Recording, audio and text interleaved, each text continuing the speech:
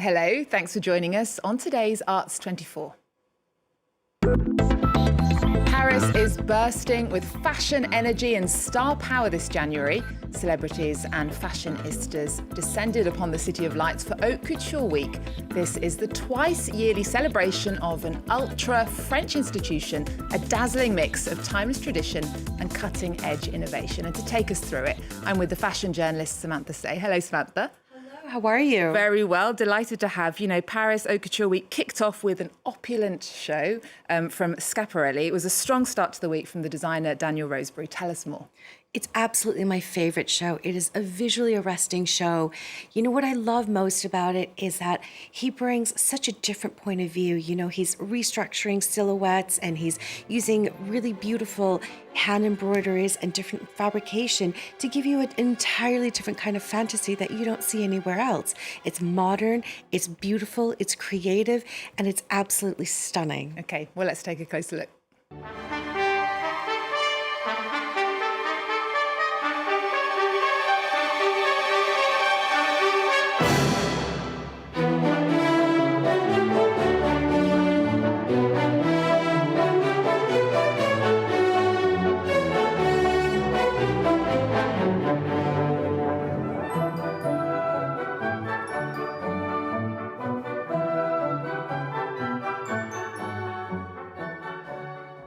That was totally stunning from Schiaparelli. Another highlight, though, came from the French fashion favourite Dior. That show was pure French fashion fantasy, wasn't it? Absolutely. What I think is so great about this show is I think it actually might be Maria Grazia's most romantic show for the house. You know, it was fantastical. It referenced so many beautiful historical periods.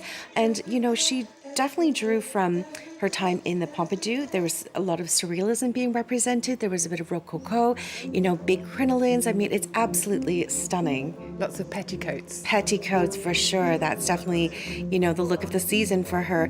And also every season she collaborates with a female artist. And this year it was an Indian artist by the name of Rithika Merchant, and she designed a series of motifs that were seen embroidered on the dresses and also that was on the walls. Beautiful. Beautiful stuff. And bubble and puff ball skirts have been trending for a while, as we know, and we saw them supersized on the Giambattista Valley runway, didn't we? We did. So he always does shows that are fantastical. You know, he has a love affair with tulle. This particular collection was inspired by Marrakesh, and we were really brought into, like, you know, a lot of opulence that the city shows, but, you know, with couture, with a couture lens, if you will. Okay, and if you've ever dreamed of attending an haute couture show during Paris Fashion Week, the Maison Stéphane Roland held a charity fashion show, and he sold his tickets, which are normally private invitations, to the public, didn't he? Tell us more about that. He did. I mean, that's so groundbreaking. You know, couture is really quite rarefied, and not everyone can attend. You know, it's really meant for the press and for VIPs. And he had, I believe, 1,500 seats, and he sold half of them to raise money for a charity that helps teenagers in need. Well, Stéphane Roland actually said he was inspired for this collection by the dancer and singer Josephine Baker and the sculptor Constantin Brancas. Let's take a listen. This show is a tribute to Josephine Baker and also Constantin Brancusi. Josephine was one of my favorite artists ever because she's representing the freedom, the alliance between populations and different cultures. She adopted 12 children from different countries, and she's a message of peace, and this is what we need nowadays. There are some breathtaking fashion exhibitions on in Paris at the moment. The Louvre has opened its first fashion show in its 230-year history. The exhibition was exceptionally packed when you went. What did you make of it? It was absolutely packed, which is always a great sign. You know, fashion exhibitions are very popular, and what I think is really great about this one is that it's not, you know, several dresses from 1961 to present that are, you know, stuck in these vitrines. They are absolutely scattered around, you know, the Louvre's decorative arts collection. So you get to discover more than just the couture collection. You like get a real to conversation. Absolutely. And sometimes, you know, you're able to see where the inspiration comes from. You see the piece and then you see the couture piece with it. So that's fascinating. Well, we can take a closer look now at this joyful multi-designer show at the world's largest art museum. Here's Jenny Ben-Brahim. Art is art and fashion is fashion, the words of the late designer Karl Lagerfeld. An exhibition at the Louvre in Paris may just prove him wrong. For the first time in its history, the world's biggest museum is shining a spotlight on the most iconic haute couture creations, from Dior, Chanel, Mugler and Givenchy. 70 designs juxtaposed with sculptures, paintings and tapestries. We should have done this earlier. It's extraordinary. I think it's just great. It's just incredible to see such a mix of old and modern fashion designs on show in the Louvre, the most beautiful museum in the world. We're so lucky. It feels like they were always here. Yes, it feels so natural. A runway arrival of sorts in the corridors of the Louvre. OK, that's perfect. It's beautiful. Let's take a photo. Each piece handled with care, woven together with an artifact, a room, an era. The permanent collection rediscovered through the prism of contemporary design. Art history has always inspired fashion designers. This exhibition takes us into the different rooms of the Louvre and makes these connections between the works to show how they are inherently linked. Unexpected connections. A Karl Lagerfeld sketch for Chanel. Inspired by an 18th century dresser. A Renaissance suit of armour transformed into a metallic gown. Not so much wearable art in the eyes of these visitors. Not a super practical dress to wear. We have to ask ourselves the question, is this machine washable? Jean-Charles de Castelbajac is a regular visitor at the Louvre. I even tried once to get myself locked inside after hours. One of his most iconic designs, blending classical tapestry, soft toy textures, and a Disney family favourite. For Jean-Charles de Castelbajac, the Louvre is a never-ending source of inspiration. This historical timeline of the world, of our civilizations, of our cultures, is like a book.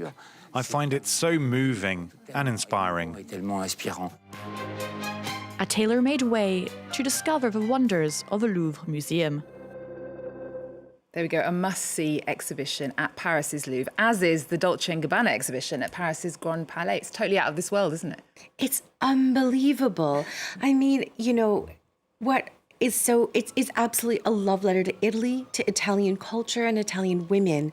They really just, you know, they have so much savoir-faire to at their fingertips, and they make stunning, stunning clothes. Another exhibition that is completely packed, so make sure you book your tickets in advance. Paris Haute Couture Week is very French, but there is a strong international showing of different houses, aren't there? Including Tamara Ralph from the UK, Gaurav Gupta from India, and Iman Yassi from Cameroon. Mm-hmm. Tell us more. I think it's really important, you know, that we have a good representation. Of course, couture is very French, but, you know, having different representation just opens up the market for people to come and see different points of view. Gaurav Gupta especially has had an incredible year. He has dressed many, many famous faces, including Megan Thee Stallion and Cardi B, of course. Well, another international designer presenting this week in Paris was the sustainable London-based brand Oyuna. The founder, Oyuna Serendoj, was born in Mongolia and has been working with nomadic Mongolian goat herders to source cashmere for more than 20 years. Now, her creations shine a spotlight on communities that are producing cashmere in a responsible way, and the new collection showed women's wear, unisex and homeware designs in collaboration with the Colour Institute, Panto. Now, there are always so many celebs during Fashion Week, so we definitely can't do this show without talking about some of the top looks that stood out for you, starting with Pamela Anderson. Pamela Anderson was at so many shows, and every show she looked incredible. You know, it's so great to see how she is really reclaiming her story and just having such a great, you know, a second chapter, if you will, to her career. You know, of course, she's been nominated for The Last Showgirl, and she's being recognized for her work, but also she's here, front row, no makeup, looking gorgeous. Any look is a perfect look with Pamela Anderson. She has not stepped a foot wrong. And in your top three, your next one is Megan Thee Stallion. Yes, Megan Thee Stallion. I mean, she's so beautiful. And here she is looking like an absolute tangerine dream in Giambattista Valli. I think she's versatile. I think she's exciting. So to see her front row and seeing her rock different looks has been such a dream. Okay, and then finally, Jenny Kim at the Chanel show. Jenny Kim is part of Blackpink, of course. And, you know, I love how she looks very modern. She looks young. She looks fun, exciting for the brand, you know, and she's such a great ambassador for the brand. She's always been a fan, and I think she wears the clothes really, really well. So they are just three of many stars. Many stars who are at these shows. And one of the buzziest shows then we're going to end with of the season for couture was Valentino, as we saw the couture debut of Alexander Michele. How was it? So this is, as you said, the designer's debut for the brand. And he's done a couple collections before, but this is his first couture for Valentino, or actually first couture collection in general. And it was really, really spectacular. You know, it was opulent. It was everything that you could have possibly thought of to be, you know, opulent, textured, layered, you know, drawing on his own aesthetic as well as drawing on the Valentino archives. What I really liked was that there was very good representation. You know, there were women of different ages, you know, that were represented online or on the runway, And I think that's important to remember, that couture isn't just worn by very, you know, young girls like the models, but it's also worn by different generations. Well, especially you need to be working for a long time to be able to afford this stuff. Absolutely. And these women look stunning. Okay. Samantha Tse, it's been a pleasure. Thank you so much. Thank you so much for coming on the show. We're going to leave you images of Valentino. Thank you very much for watching. See you next time.